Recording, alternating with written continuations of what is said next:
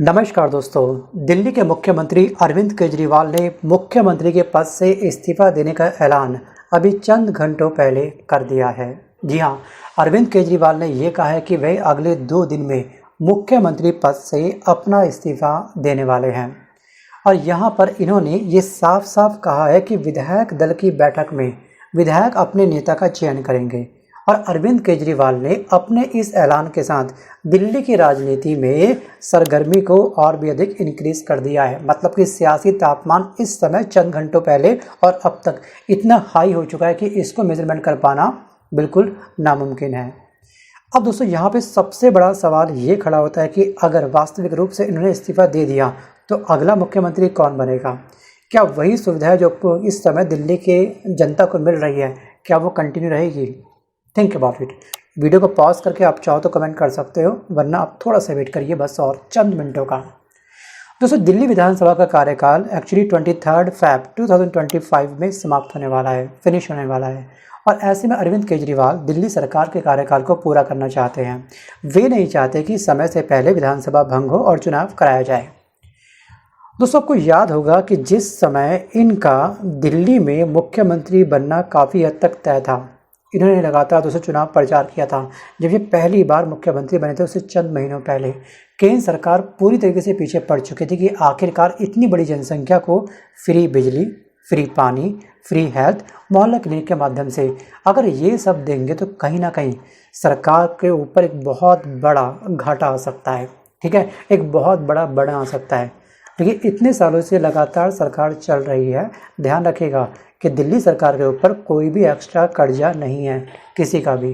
पूरे देश का एक बहुत बड़ा कर्जा है जो केंद्र सरकार के माध्यम से उठाया गया है, वर्ल्ड बैंक या फिर हम कह सकते हैं IMF के द्वारा। लेकिन यहाँ पे अगर नीयत साफ हो तो हर चीज़ पॉसिबल है। जी हाँ, नीयत अगर साफ हो तो। और यहाँ पे उस समय ये भी कहा गया था कि इतना घाटा आएगा कि हम शायद इससे आने वाले समय में निजात ना पाएँ। आप दोस्तों गौर से ध्यान रखिएगा कि जो ऑडिट हुआ है दिल्ली का, ठीक है, दिल्ली में जो भी उन्होंने सबूत पेश करे हैं घाटे को लेकर के चुनाव से पहले, तो जो कैग बनता है, जो कैग विभाग है जो इसकी जांच करता है कि आखिरकार किस सरकार ने कितना पैसा खर्च किया, ठीक है, तो यहाँ पे कहीं ना कहीं दिल्ली वाले सरप्लस में थे। दिल्ली की सरकार सरप्लस में चल रही थी।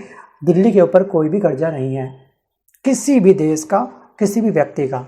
सोचिए, कोविड जैसे समय के अंदर भी जिस समय हेल्थ विभाग पूरा चरमरा चुका था, अदर स्टेट से लोग रेफर होकर के दिल्ली में आ रहे थे, उनका भी इलाज करा था दिल्ली की सरकार ने।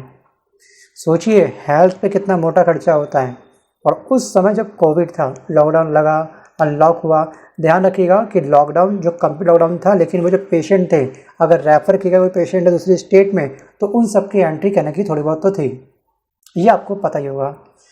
और यहाँ पे हमको एक चीज़ और ध्यान देनी है कि आखिरकार इनको जो रिहा किया गया है उसके पीछे की कंडीशंस क्या है और आखिरकार इनके इस्तीफे देने की वजह क्या है।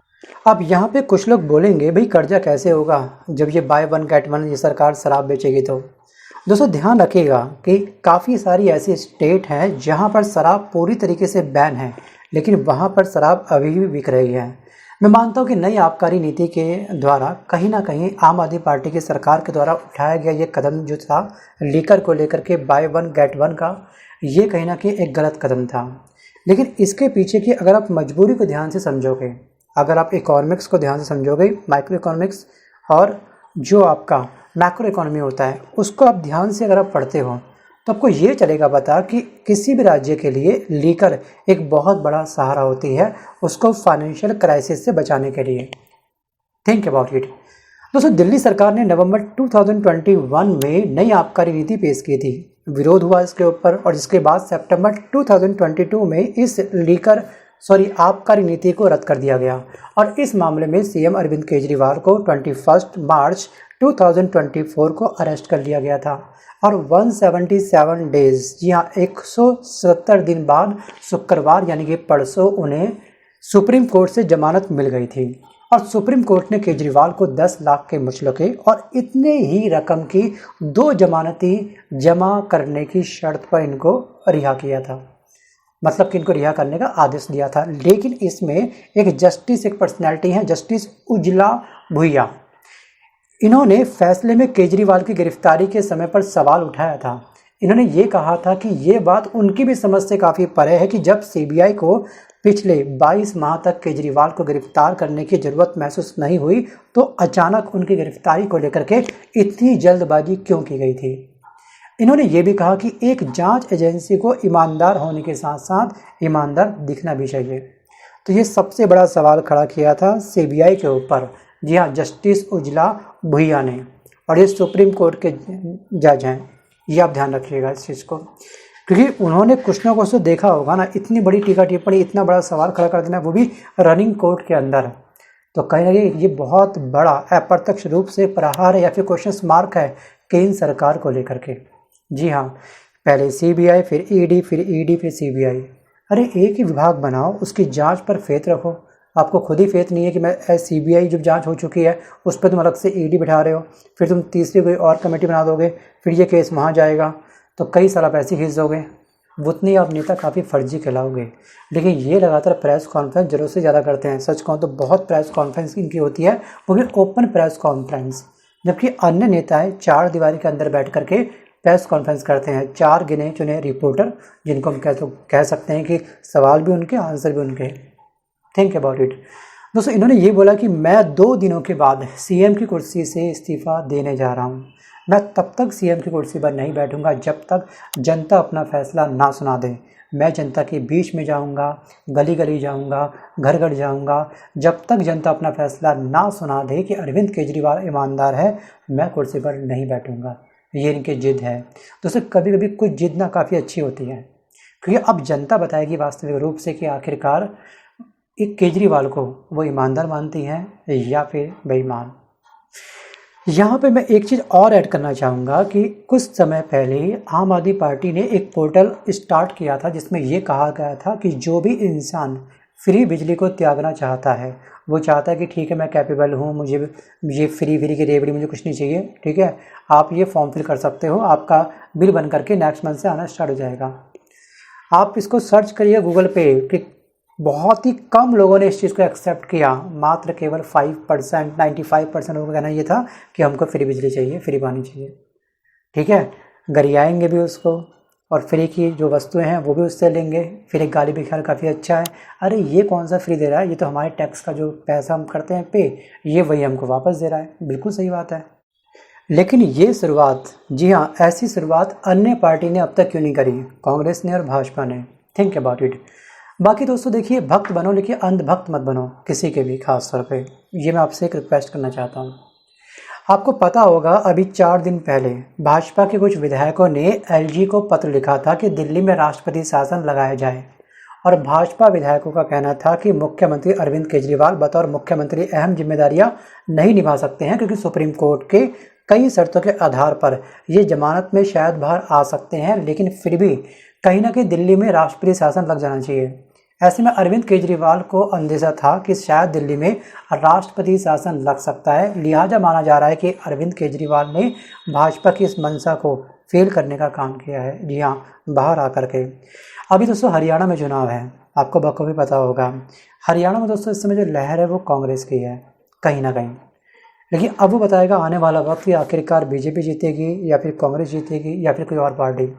लेकिन हरियाणा में दोस्तों जो सियासी, अगर हम इसकी तासीर को ध्यान से देखें, इसकी तासीर को ध्यान से समझें, तो अभी कल कुरुक्षेत्र के अंदर हरियाणा में पीएम मोदी की पहली चुनाव रैली थी। उसमें कम से कम उम्मीद थी कि 10 लाख लोग आएंगे, लेकिन आए कितने, 5 से 6 हज़ार लोगों का वहाँ पे क्राउड आया।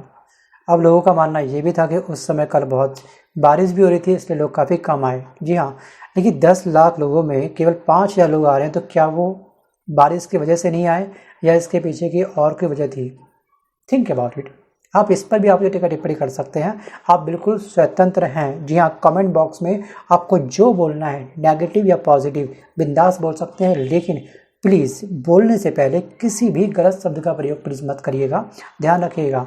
क्योंकि एक बात आपको समझनी है कि अगर आप किसी इंसान की टांग खींच रहे हो तो आप उसकी टांग के पास हो और वो आपसे ऊपर है।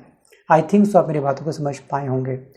अब दोस्तों अरविंद केजरीवाल दिल्ली की लोगों के ऊपर उन्होंने अपनी सब बातें छोड़ दी है। जी हाँ, यही वजह है कि वे खुद अब जनता के बीच जाना चाहते हैं और एक बार फिर से जनता के रुख को अपनी ओर करना चाहते हैं। इसके माध्यम से चल जाएगा पता, दूध का दूध और पानी का पानी। दोस्तों कुछ लोग कहते बाहर कुछ और हैं और करते जा करके ईवीएम मशीन में कुछ और। आपको याद होगा दोस्तों 70 में से 67 सीटें आना जब पहली बार ये सरकार बनी थी, वो एक बहुत बड़ा क्वेश्चन मार्क था बीजेपी के ऊपर, बीजेपी के कार्यकर्ताओं के ऊपर। इसका अर्थ क्या था? इसका अर्थ ये था कि बीजेपी के कार्यकर्ताओं ने भी वोटिंग मशीन के पास जा करके आम आदमी पार्टी का बटन दबा दिया था। इतनी बड़ी परसेंटेज के साथ में जीतना कोई छोटा मोटा खेल नहीं है, ठीक है, कोई चिड़िया उड़िया हैट टेल का खेल नहीं है। उसके पीछे की बहुत बड़ी वजह थी, ठीक है, मुंह में राम बगल में छुरा, वो वाला हिसाब कभी कभी बीजेपी के कार्यकर्ता शायद कर जाते हैं, ठीक है, वो करना भी चाहिए क्योंकि वो उनका काम है कार्यकर्ताओं का, जिस पार्टी के साथ में है उनकी कहीं ना कहीं वो सुनेंगे, ठीक है, उनका वो प्रचार करेंगे, वो उनका काम है कहीं ना कहीं। लेकिन आप अपने मन की सुनो, दिल की सुनो। मैं कहता हूँ कि आप भले ही बीजेपी के बीजेपी को सपोर्ट करते हो या फिर कांग्रेस को सपोर्ट करते हो, लेकिन आप एक पक्ष नहीं बल्कि सभी पक्षों को ध्यान में रखते हुए वोट करना। चाहे वो एमएसपी को लेकर के हो, जो नीट का पेपर लीक हुआ हो सके तो उसको भी ध्यान में रखना, क्योंकि बड़ी संख्या में बच्चे बेचारे गर्मी में लू खा रहे थे, हड़ताल की थी उन्होंने, प्रोटेस्ट किया था इसको लेकर के, ठीक है। ये मेरी आपसे रिक्वेस्ट है। तो आज के इस वीडियो में इतना ही, और आप मुझे कमेंट करके बताना कि आखिरकार आपको क्या लगता है कि अरविंद केजरीवाल को इस्तीफा दे देना चाहिए हमेशा के लिए, या फिर ये सरकार वापस आनी चाहिए। जी हाँ, आपके राज्य के अंदर भी। धन्यवाद।